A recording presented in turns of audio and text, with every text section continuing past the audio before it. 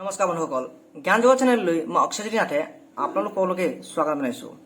এতিয়া আপোনালোকে চাগে গমেই পাইছে যে অসম চৰকাৰে এটা ৱেবছাইট খুলিছে যাৰ নাম হ'ল RTPS, আৰু এই RTPSত আপোনালোকে ধৰক চৰকাৰী বিভিন্ন কাম কাজসমূহ ঘৰতে বহি কৰিব পাৰে। আৰু এই RTPSত ধৰক বেলেগ সা সুবিধাসমূহৰ উপৰিও মাটি বাৰী সংক্ৰান্ত বিভিন্ন কাম কাজসমূহৰ ইয়াত আছে, আৰু আপোনালোকে সেই কাম কাজসমূহ ঘৰতে মোবাইলত বা কম্পিউটাৰত বহি ঘৰতে আৰামত কৰিব পাৰে। আৰু ইয়াৰ বাবে আপোনালোকে বাৰে বাৰে চাৰ্কুল অফিচত গৈ থকাৰ কোনো দৰকাৰ নাই। এতিয়া আজি আমি এই RTPSত শিকিম যে উত্তৰাধিকাৰী সূত্ৰে নামজাৰি কেনেকৈ কৰিব পৰা যায়। মানে ধৰক মাটিখিনি আপোনাৰ দেউতাৰ নামত আছে আৰু দেউতাৰ নামৰ পৰা ধৰক আপোনাৰ নামত আনিব লাগে, বা মাটিখিনি আপোনাৰ ককা দেউতাৰ নামত আছে আৰু ককা দেউতাৰ নামৰ পৰা ধৰক আপোনাৰ দেউতাৰ নামত কেনেকৈ আনিব পৰা যায়, অৰ্থাৎ উত্তৰাধিকাৰী নামজাৰি কেনেকৈ কৰিব পৰা যায় আমি তাৰ বিষয়ে শিকিম। গতিকে আহক আজি কিছু নতুন কথা শিকো আৰু ভিডিঅ'টো আৰম্ভ কৰোঁ।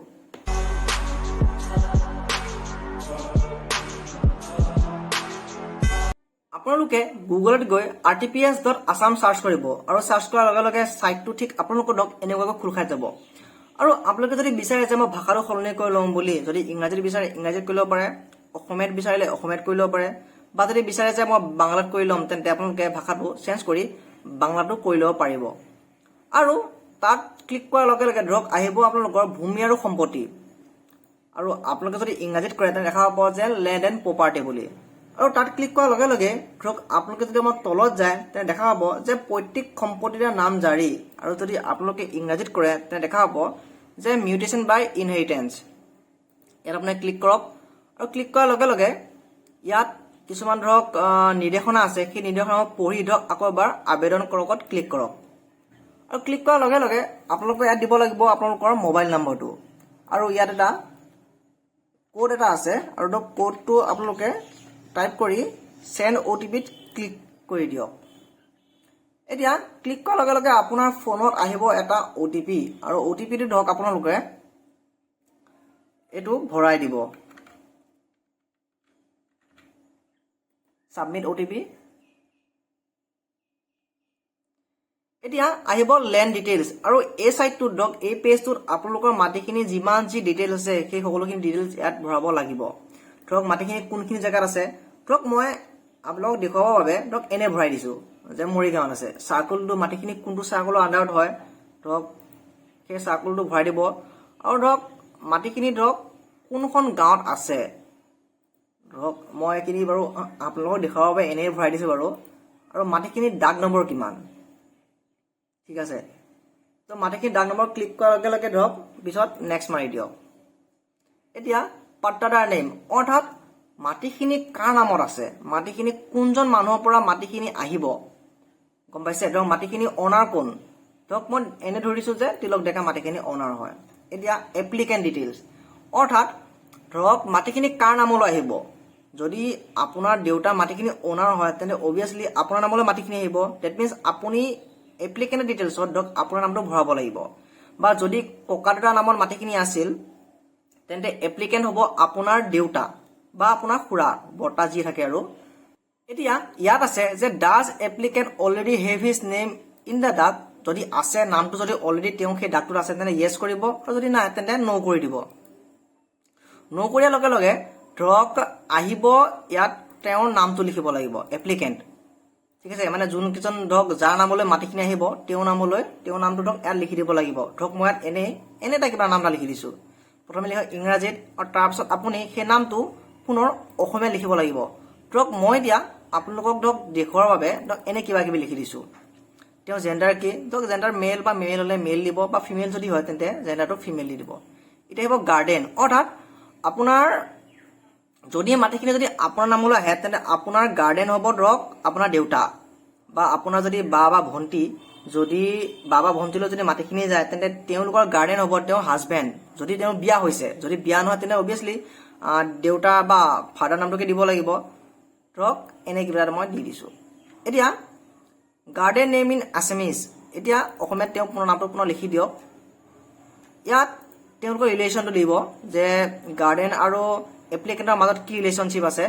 এতিয়া ইয়াত লিখি দিব ডেট অফ বাৰ্থটো, ধৰক ডেট অফ বাৰ্থ,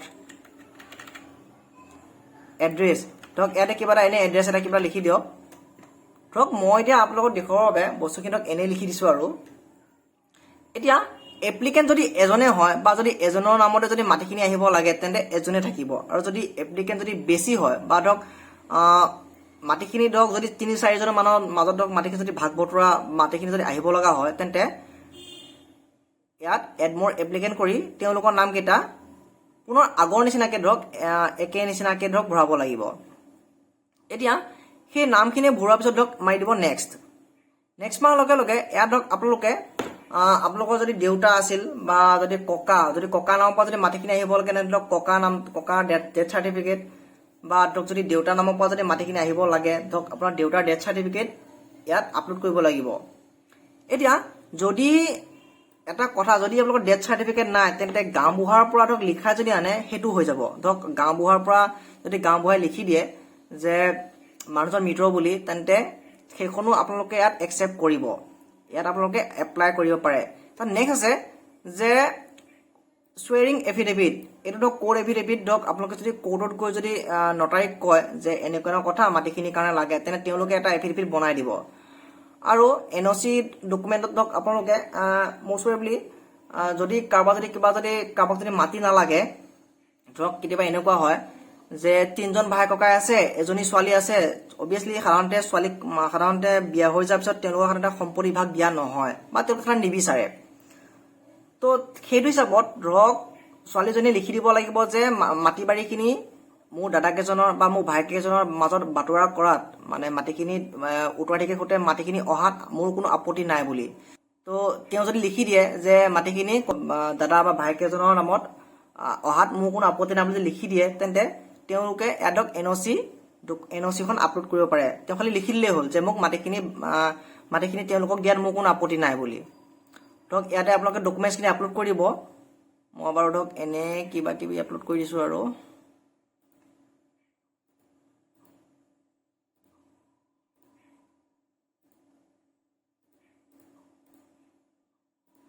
তাৰপিছত ইয়াত আই ডিক্লেয়াৰ দুটাতে ক্লিক কৰি মাৰি দিব নেক্সট